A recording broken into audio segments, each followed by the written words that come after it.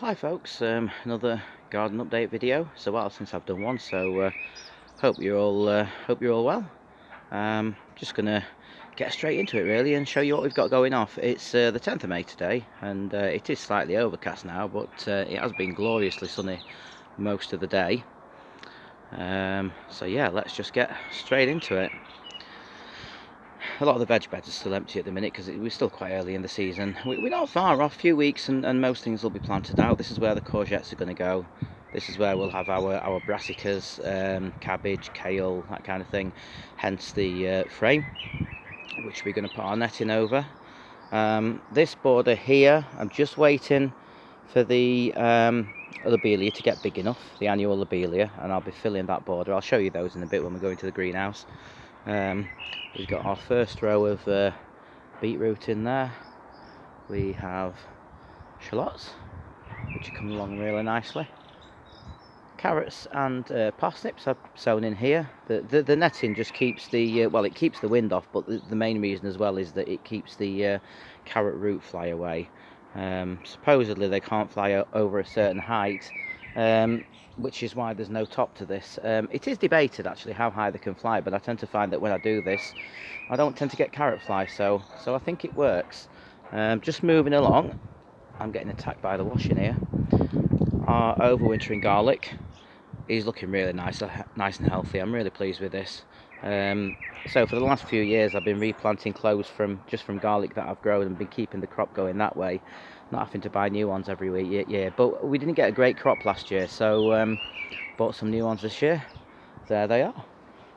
Just going to step back over this border. Gorgeous Aquilegia there. It's quite an early flowerer. I do love the colours on that. The borders are starting to fill out.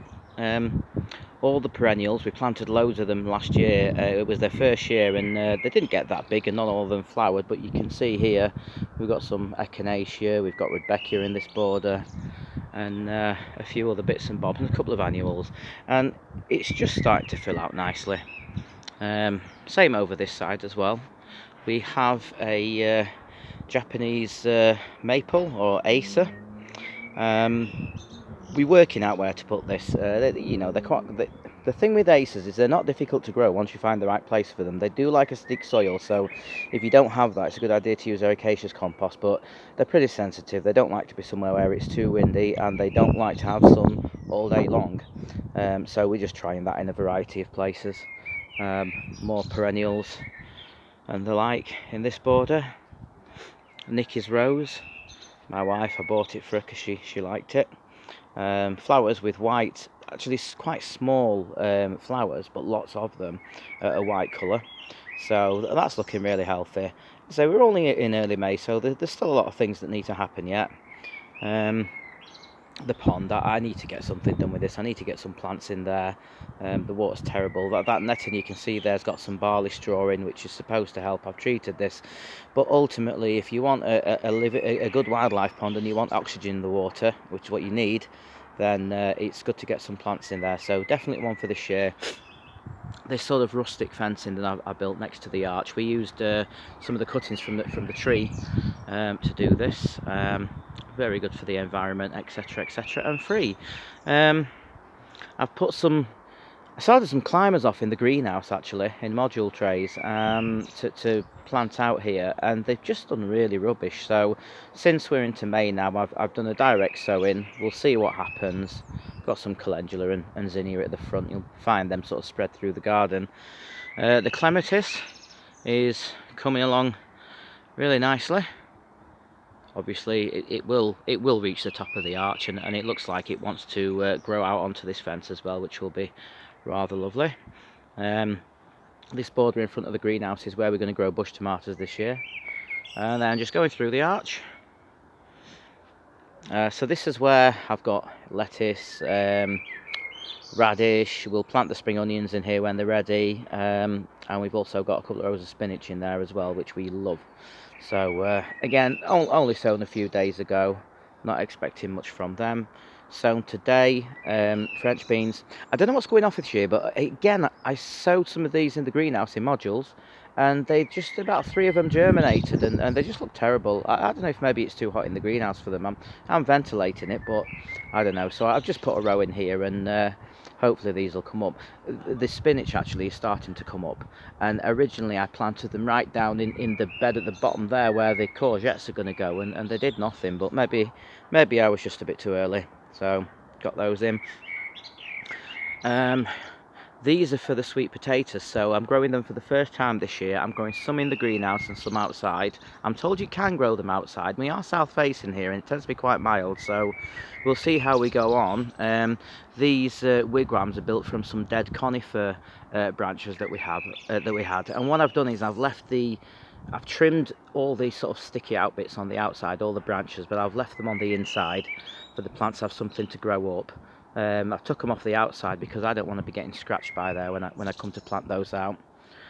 Netted up the strawberries as well. If you're growing strawberries, it's important that you put nets over it, because as soon as that strawberry is ripe, the birds will have it, and trust me, they will spot them before you do. Moving over here, the last of last year's compost, should I say, that we'll be using this year, and yeah, it's good stuff, this. If you can make your own compost, you know, try and make as much as you can. I can't make enough to do the whole garden. We just don't have that much waste. But you know, I try and do as much as I can, and that's this year's compost that we're just starting off. So yeah, overall, it's all coming along nicely. I'm just going to quickly sort of show you in the greenhouse before in fact, no, I'll tell you what. Let's go over here first. So, just very quickly, I've moved most of the plants out of the greenhouse. They were just suffering in there, and it's warm enough now. It helps to harden them off, and I've given these a good water, and they look happier already. So yeah, hopefully they'll all be fine. Mint coming back as you'd expect it to. In here we've got daffodils dying off, but all the herbs that we planted last year are coming back again, with thyme, lemon balm, rosemary, all that kind of thing. Potatoes, new potatoes in sacks again this year. Always works well, so they're doing fine. Alright, now I'll show you the greenhouse.